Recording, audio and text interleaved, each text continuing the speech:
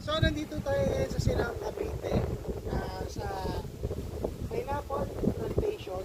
Napakalaking plantation ito. Sa ating mga ninuno, ayan, napakarami yan. Left and right, may uphill pa doon.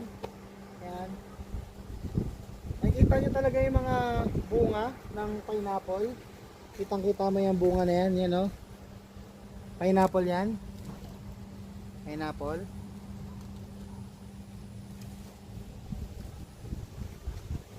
So yun na nga po, no? So dito tayo ngayon sa plantation. Kita nyo dyan sa right, tapos makikita nyo pa dito sa aking left, yan mga lahat na nakakanan ng mata nyo hanggang doon. Doon sa may bahay na yun, tapos parang uphill, downhill doon. Kasi ito pa, marami pa yan, mga plantation. Kita nyo naman, napakaganda ng hangin, napakalakas. Yan, plantation lahat yan.